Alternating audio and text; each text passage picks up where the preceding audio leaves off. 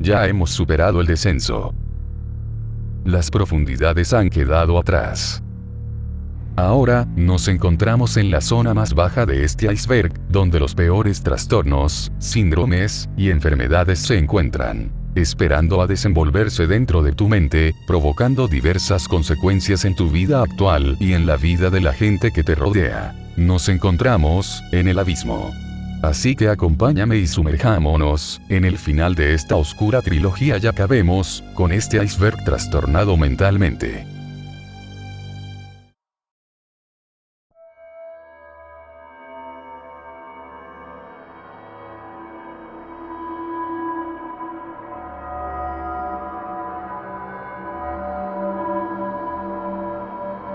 El síndrome de Quon, también conocido como delirio de parasitosis, es un padecimiento psicológico en el que el afectado tiene la idea de estar infestado por parásitos. Este síndrome se manifiesta por la convicción delirante de una persona de estar infestado por insectos, larvas o gusanos, sin evidencia de que esto esté ocurriendo. En algunos casos, los afectados que presentan este trastorno, presentan la característica conocida como la caja de cerillos, la cual consiste en que el afectado señala haber capturado al parásito y lo trae consigo, con el fin de demostrar que éste se encuentra infectado por el parásito capturado.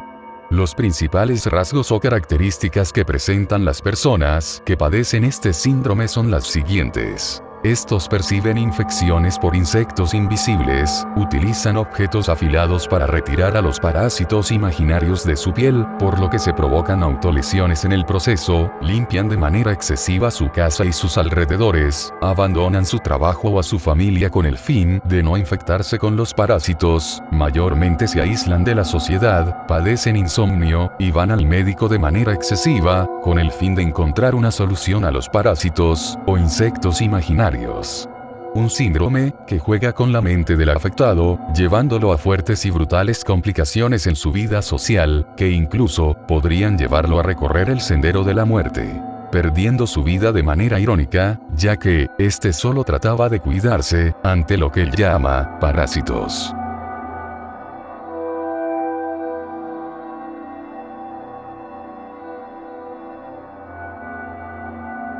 La folie à deux, mejor conocido por el nombre de trastorno psicótico compartido, este es un raro síndrome psiquiátrico, en el que un síntoma del trastorno psicosis es transmitido de un individuo a otro. El trastorno psicótico compartido se divide en tres clasificaciones, las cuales son folie imposée, folie simultanée y folie induite.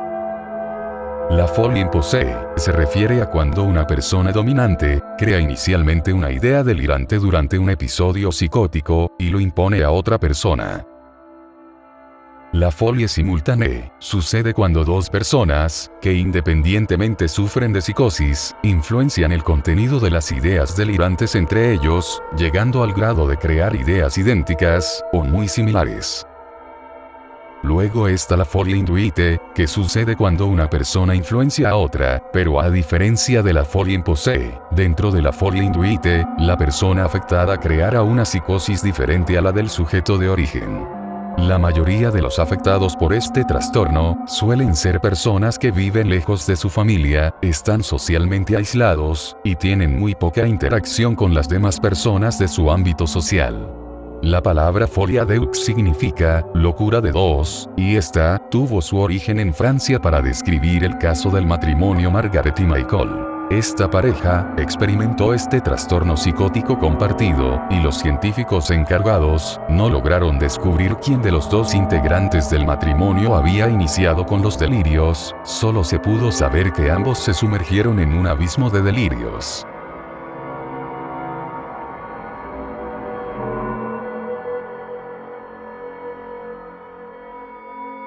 El trastorno de identidad disociativo, antes conocido como trastorno de personalidad múltiple, se caracteriza principalmente porque la mente y el cuerpo del individuo alternan en diferentes identidades. El trastorno de identidad disociativo se divide en dos formas, las cuales son forma de posesión y forma de no posesión. Dentro de la forma de posesión, las diferentes identidades de la persona aparecen como si se tratara de un agente externo, tomando el control de la persona. Incluso se considera que este agente externo puede describirse como un ser o un espíritu, el cual ataca y controla el cuerpo del individuo. Luego tenemos la forma de no posesión, en la cual la persona puede notar un cambio repentino en el sentido de sí misma, sintiéndose observado por su propio ser. Este trastorno suele ser causado dentro de los afectados por vivir alguna experiencia de tensión emocional abrumadora o algún trauma durante la niñez, siendo el abuso y el maltrato infantil las principales causas de este trastorno. Un ejemplo del trastorno de identidad disociativo dentro del mundo cinematográfico podría ser el personaje Kevin Wendell Crumb, el cual es el principal antagonista de la película conocida como Fragmentado, donde Kevin es controlado por 23 personalidades diferentes, cada una con su forma de ser y sus manías oscuras, siendo la bestia su personalidad más psicópata.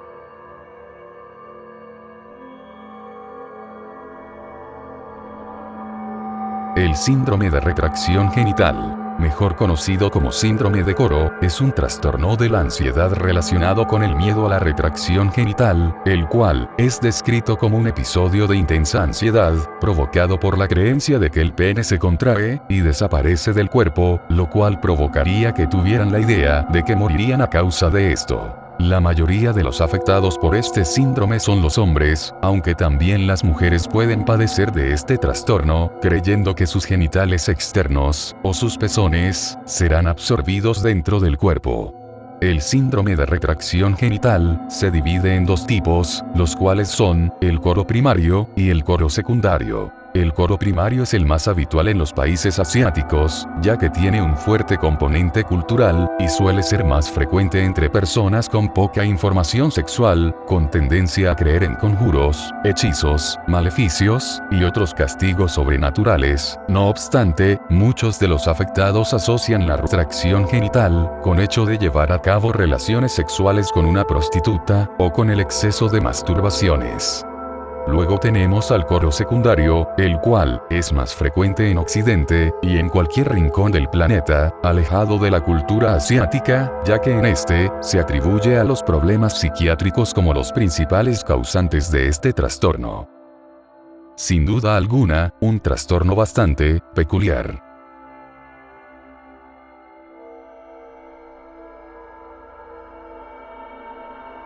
El síndrome del miembro fantasma. Se describe como un cuadro de sensaciones, dolor, picor, disestesias, y sensación térmica, que sienten algunas personas en un miembro amputado, que persiste, a pesar de no tener esa extremidad o parte del cuerpo. Es un cuadro complejo, que se presenta en 2/3 de las personas que presenten alguna parte del cuerpo amputado, la cual presentará un dolor intenso, y una sensación insoportable que puede orillar a los pacientes a pensar en acabar con su vida.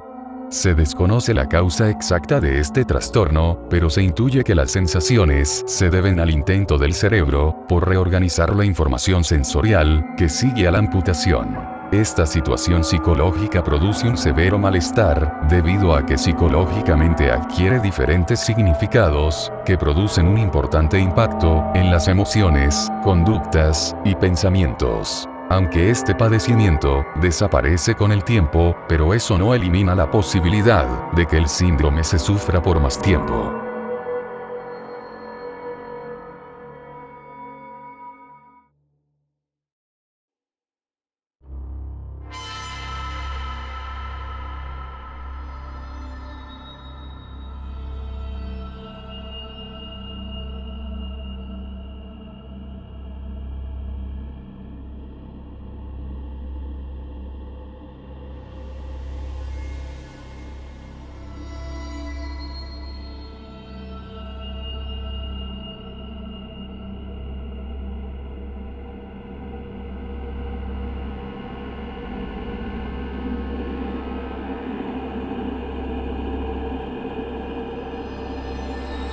El síndrome de Cotard es una enfermedad psiquiátrica relacionada con la hipocondría, en la cual los afectados son personas disfuncionales, incapaces de iniciar y mantener una relación social con alguien más, ya que estos creen firmemente que han fallecido, creen que sufren putrefacción en los órganos, o simplemente creen que no existen. Esta enfermedad recibe su nombre por el neurólogo francés, Jules Cotard, quien fue el primero en reconocerla como una identidad, y describirla con el nombre, Délire de Négation, en París, en 1880. Cotard en inicio describió el caso de una paciente, a la que dio el apodo de Mademoiselle X, quien negaba la existencia de seres superiores como Dios, o el diablo, así como de diversas partes de su cuerpo. Ella creía que estaba eternamente condenada, y que no podría morir de forma natural.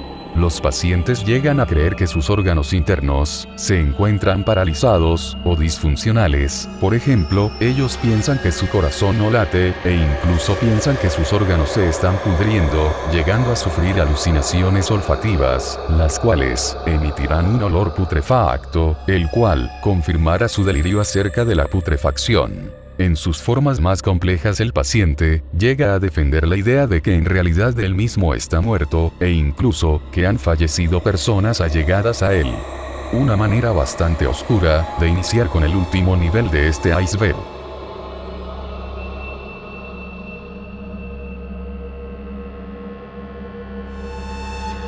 El insomnio familiar fatal. Un tema del cual ya he hablado en otro video, el cual se los recomiendo muchísimo, por si quieren saber más acerca del oscuro mundo de los sueños.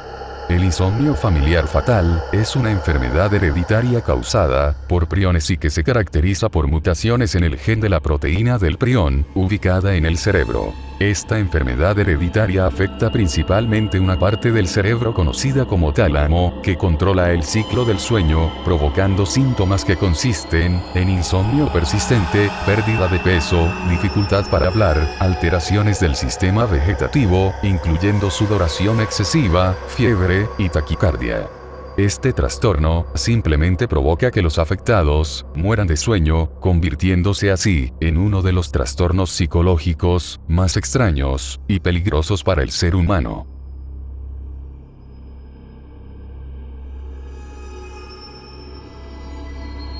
De entre todos los trastornos psicológicos, uno de los más espeluznantes y oscuros es la autofagia. Este trastorno desemboca en el impulso de masticar o comer sus propias partes del cuerpo. Esta puede ser una respuesta al hambre externa o para eliminar células muertas del cuerpo, pudiendo ser padecido tanto por hombres como mujeres. Un síntoma de la autofagia, que quizás ya has cometido, y no te has dado cuenta de que lo cometes, es el morderse los labios, y morder o comer tus uñas, siendo una versión suave de la autofagia.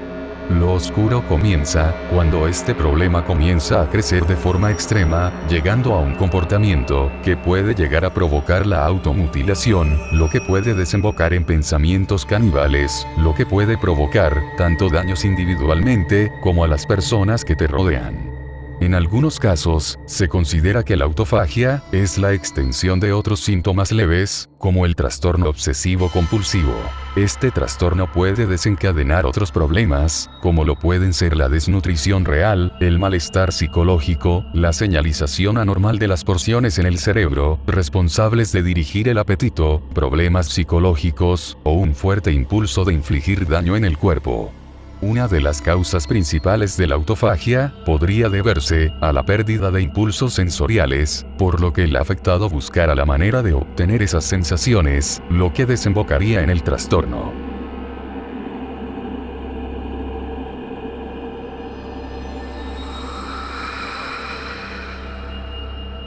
El trastorno de identidad de la integridad corporal es una de las enfermedades psiquiátricas más oscuras y perturbadoras, ya que esta se describe como una afección psiquiátrica que provoca en el individuo afectado un irresistible deseo por amputarse una o más extremidades sanas del cuerpo.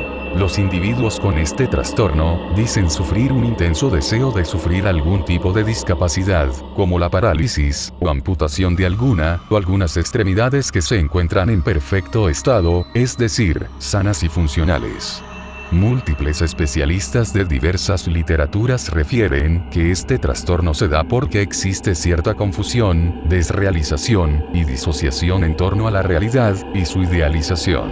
Los individuos que presentan este trastorno expresan que se sentirían más completos si se les cumpliera esa fantasía de ser paralizados o amputados de una o más extremidades.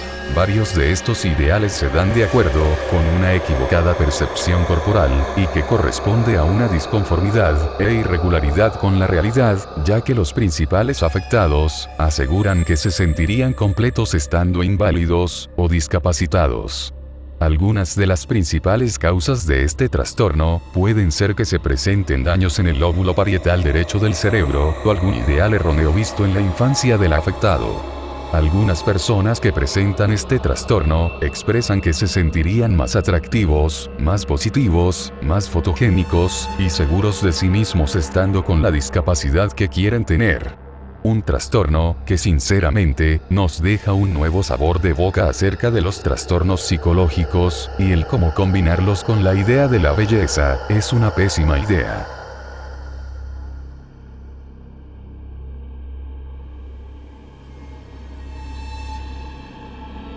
En psiquiatría, la licantropía clínica se define como un trastorno alucinatorio, caracterizado por las ideas delirantes del afectado sobre su transformación en animal, los cuales pueden ser, por ejemplo, el hecho de creerse un lobo, un león o un tigre.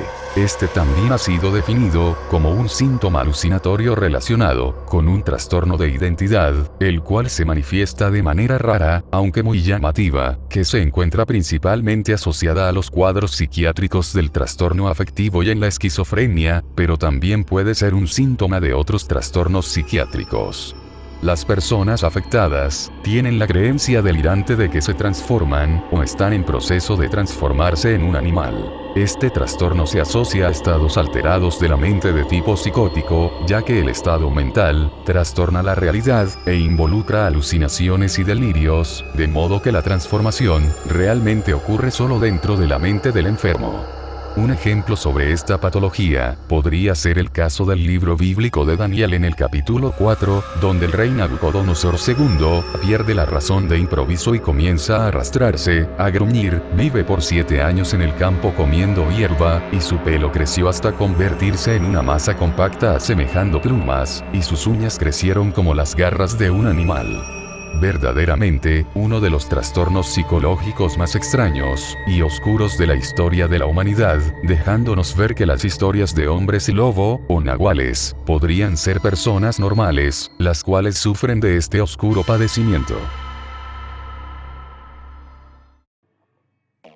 Y con esto, hemos concluido esta enigmática trilogía de videos, donde nos aventuramos en las profundidades de la mente humana, observando cómo la mente es un arma de doble filo, la cual puede ser capaz de acabar con la vida de una persona, siendo bastante oscura la forma en la que se puede llevar a cabo esta destrucción mental. Muchas gracias en serio por el apoyo a esta trilogía de videos, también un gran agradecimiento a todos aquellos comentarios que me hacen sentir bien y me siguen dando los ánimos de seguir plantando flores en sus mentes. Y no lo olviden jamás, donde los sueños mueren, las flores nacen. Muchas gracias por todo, hasta la próxima.